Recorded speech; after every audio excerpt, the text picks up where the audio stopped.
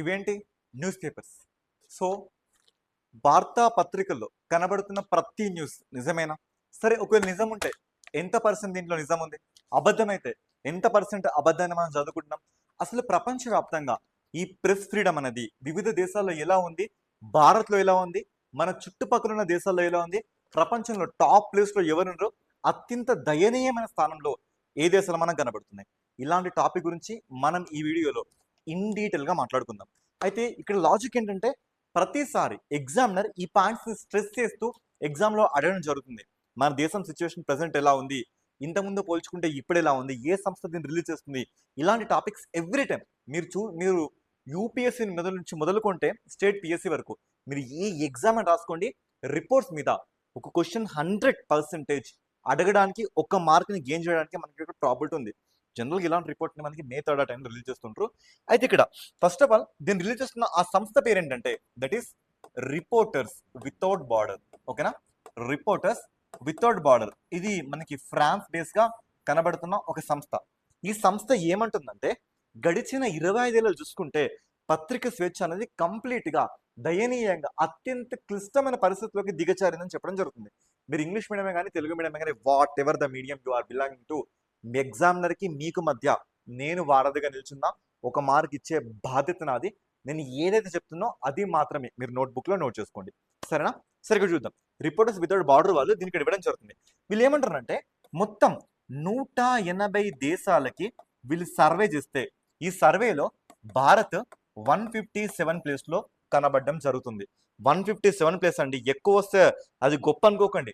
అత్యంత దయనీయమైన dangerous situations లో ఇప్పుడు మన ఇండియా ఇక్కడ నిలబడడం జరుగుతుంది. 25 ఏళ్ళ గడిచిన ప్రెస్ ఫ్రీడమ్ చూసుకుంటే ఇప్పుడు ఈ ప్రెస్ ఫ్రీడమ్ అంట అత్యంత difficult and very serious mode లోకి వెళ్ళడం జరిగింది. ఓకేనా?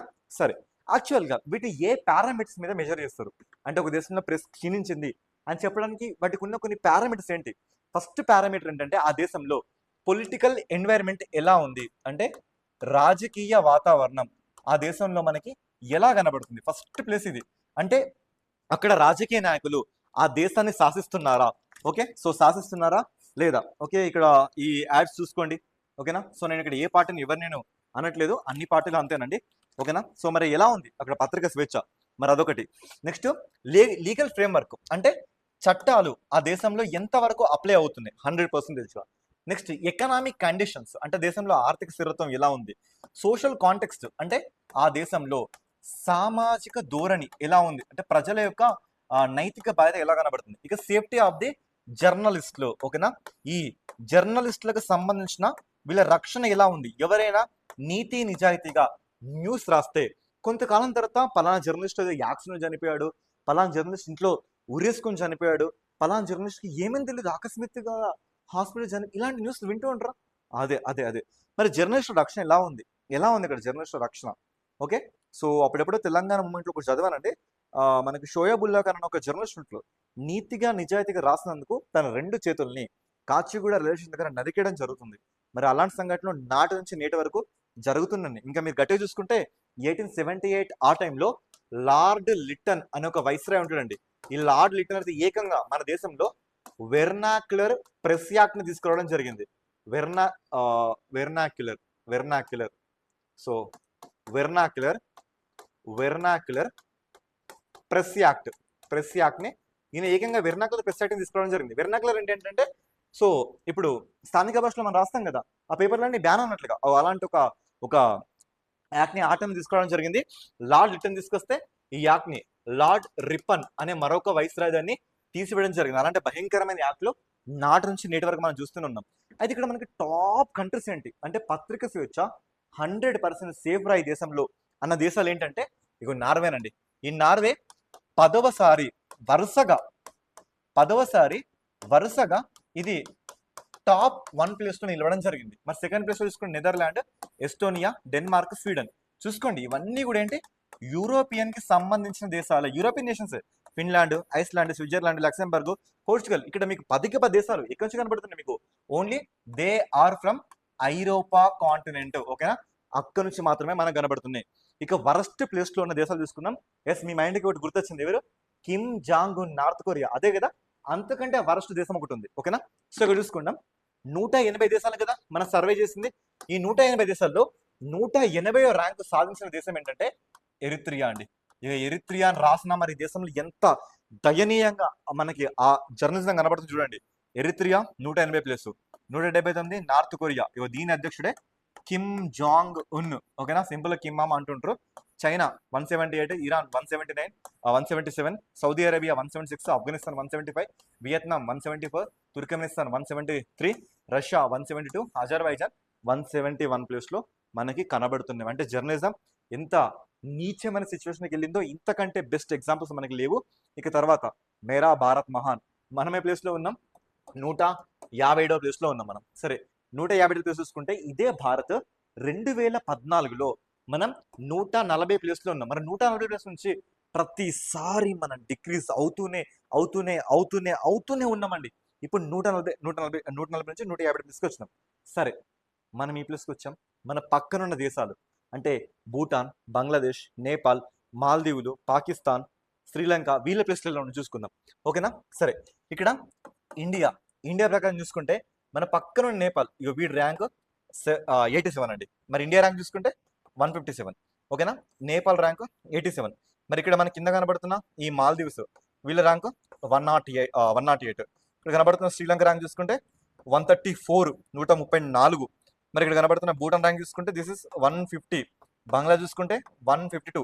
మన పక్కనున్న ఈ ఎందుకు పనికిరాని పాకిస్తాన్ గారు చూసుకోండి, ఈడైతే 153. అంటే 153 పాకిస్తాన్లో కంటే ఇండియాలో ఇంకా నీచంగా ఉంది ఈ జర్నలిజం. చూసుకోండి, రియాలిటీలో మాట్లాడుకుందాం. మరి పాకిస్తాన్తో పోల్చుకుని కూడా మనం ఇంకే సిచ్యువేషన్స్ ఉన్నాం. సరే, ఇవి గుర్తుపెట్టుకోవాలంటే 100% గుర్తుపెట్టుకోవడానికి ట్రై చేయండి. ఎగ్జామినర్ అడుగుతాడు, అడిగిన దాఖలాలు ఇంతకు ముందు ఉన్నాయి కాబట్టి నేను మళ్ళీ చెప్తున్నా. ఇలాంటి సిచ్యువేషన్స్లో మనకు కనబడుతుంది. అయితే ఇక్కడ ఏంటంటే ఇక్కడ కీ కన్సర్న్ చూసుకుందాం. 2020 సంబంధించి చూసుకుంటే జర్నలిస్టులను ఇక్కడ క్రిమినలైజేషన్ ఆఫ్ ది జర్నలిజం అనే పేరుతో పిలవడం జరుగుతుంది. అంటే నీతిగా నిజాయితీగా ఉన్నట్లుగా రాస్తే ఇక్కడ ఏం జరుగుతుందంటే అది ఒక క్రిమినల్ యాక్టివిటీ రా అన్నట్లుగా ఇక్కడ పోర్ట్రేట్ అవుతుంది. మనం చూసుకోవచ్చు 50% దేశాలు చూసుకుంటే కంప్లీట్ డిఫికల్ట్ స్టేజ్లోకి వెళ్ళడం జరిగింది. ఇక్కడ మనం చూసుకోవచ్చు అండి. ఈ రకంగా ప్రెస్ ఫ్రీడమ్ అనేది ఇంతలా మన దేశంలో దిగజారిందని మనం చూసుకోవచ్చు. మన దేశంలోనే కాదు, మనకంటే వరస్ట్ దేశాలు ఇంకా ఉన్నాయి. Russia, Azerbaijan, China, Eritrea, north Korea, ఇవన్నీ కూడా చాలా క్లిష్టమైన సిచ్యువేషన్లు ఉన్నాయి. యూరోపియన్ యూనియన్ ఒక్క నుంచి దగ్గర చూసుకుంటే 10 దేశాలు టాప్ 10లో ఉన్నాయి. 10వసారి కాన్సిక్యూటివ్గా వరుసగా నార్వే మళ్ళీ ఫస్ట్ ప్లేస్లోకి రావడం జరిగింది.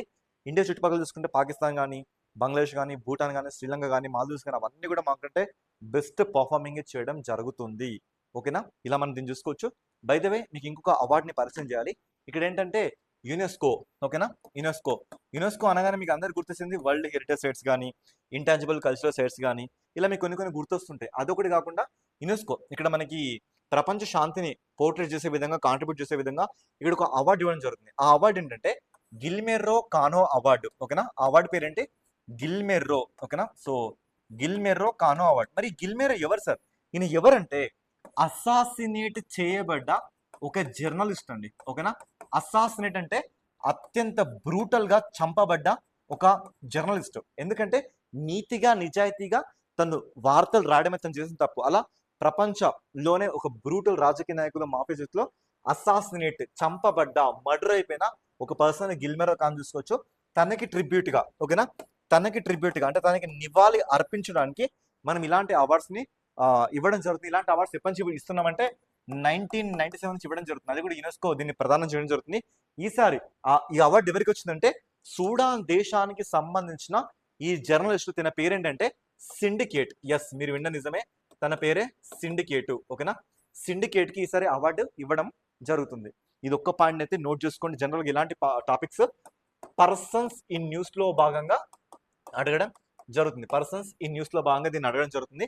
సూడానీ జర్నలిస్ట్ అయిన సిండికేట్ కు ఈ అవార్డు యునెస్కో 2026 సంవత్సరానికి ప్రదానం చేయడం జరిగింది, ఓకేనా. ఈ పాయింట్స్ గుర్తుపెట్టుకోండి. This is a detail review about పత్రికా స్వేచ్ఛలకు సంబంధించిన రిపోర్ట్స్ ని ఇప్పుడు మనం చూడడం జరిగింది. ఇచ్చింది ఎవరు? రిపోర్టర్స్ వితౌట్ బార్డర్, వీళ్ళు ఇవ్వడం జరిగింది. సో ఇది గైస్, ఇలాంటి కంటెంట్ ప్రతిరోజు మీకు నా దగ్గర నుంచి రావాలనుకుంటే మీరు ఏం చేయాలి తెలుసు కదా, ఛానల్ సబ్స్క్రైబ్ ఒకటే కాదు, ఆ సబ్స్క్రైబ్ మీద మీకు ఒక బెల్ బటన్ ఉంది కదా, దాన్ని యాక్టివ్ మోడ్లో పెట్టుకోండి. ఎందుకంటే వీడియో పెట్టగానే మిమ్మల్ని రీచ్ అవుతుంది. తర్వాత కంటెంట్ నచ్చిందా ఒక లైక్ అయితే ఇచ్చుకోండి. కింద మన హైక్ అని ఒక ఆప్షన్ వచ్చింది, హైక్ కూడా ఇచ్చేసేయండి. ఇంకెవరికైనా మీ ఫ్రెండ్స్కి మన కంటెంట్ ఇలా ఉంది, మన కరెంట్ అఫైర్స్ ఇలా ప్రతిరోజు వస్తున్నాయి అని తెలియకపోతే మాత్రం తెలియజేసే బాధ్యత మాత్రం మీదే. మాదేం లేదండి, హార్డ్ వర్క్ అండ్ దానికి సంబంధించిన క్వశ్చన్స్ ఇచ్చే బాధ్యత మాది. వర్డ్ ఆఫ్ మౌత్ అంటే దీన్ని మిగతా అన్ని ప్లేస్లకి స్ప్రెడ్ చేసే బాధ్యత మాత్రం మీది మాత్రమే. ఓకేనా? ఇంకేమైనా డౌట్స్ సార్ మాకు ఈ టాపిక్ మీద పలానా టాపిక్ మీద మాకు వీడియోస్ కావాలి, ఇంకా ఈజీగా ఇది నేర్పించండి, ఇవి మాకు ఎప్పటి నుంచి చదువుతున్నాం అయినా మాకు గుర్తుండట్లేదు అని మీకు ఏమైనా అనిపిస్తే కింద కామెంట్ బాక్స్ అది మీకోసం ఎల్లప్పుడూ తెరిచుంటుంది. ఖచ్చితంగా మీరు దాంట్లో కామెంట్ చేయండి. మీ ప్రతి కామెంట్కి నా దగ్గర నుంచి డెఫినెట్గా ప్రతిస్పందన లభిస్తుంది. Until then keep following us. Thank you so much. Signing up. This is your Shaan sir. Thank you.